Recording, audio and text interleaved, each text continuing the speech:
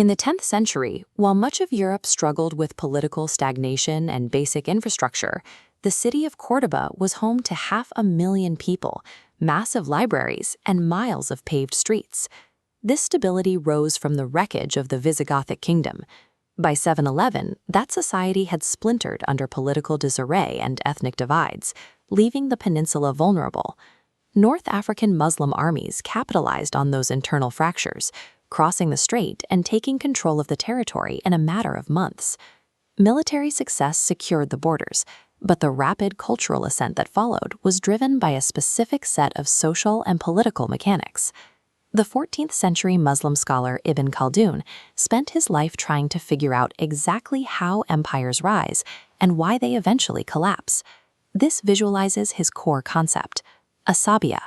It's the shared purpose that draws disparate groups into a cohesive society. In Al-Andalus, the state generated this solidarity through coexistence, integrating Muslims, Christians, and Jews into a shared economic framework, where cross-cultural education was a priority. Allowing different faiths to live and work side by side was a deliberate strategy to stabilize a vast and complex society. Under the Umayyad Caliphate, that unified society produced a massive burst of cultural output. You can still see that ambition in the Cathedral of Córdoba, with its vast network of interlocking double arches.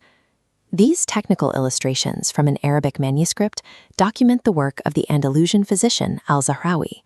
He engineered surgical tools and techniques that became the standard for modern medical practice. They also completely reshaped the physical landscape.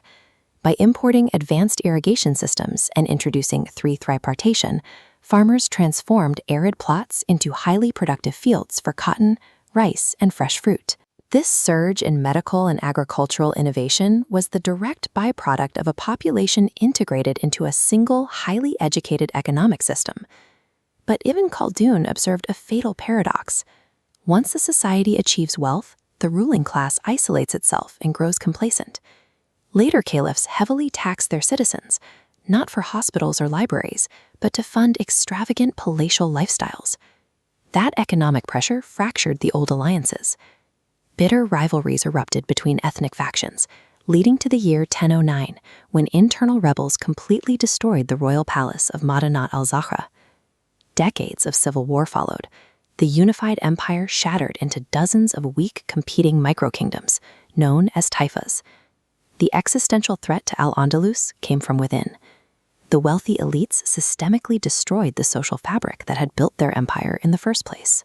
Stripped of their asabiya, their shared solidarity, these fractured micro-kingdoms were unable to defend themselves against the unified Christian armies pushing down from the north. The cultural strongholds fell one after another.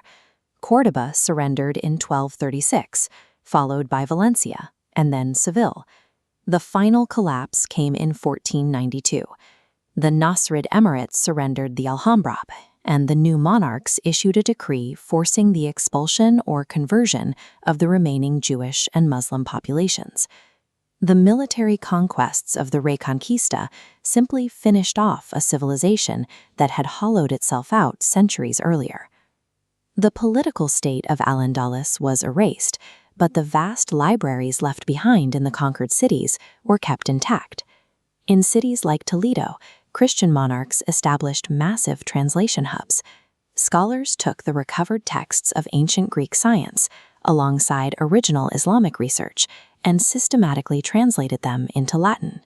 Those translated manuscripts traveled across the continent.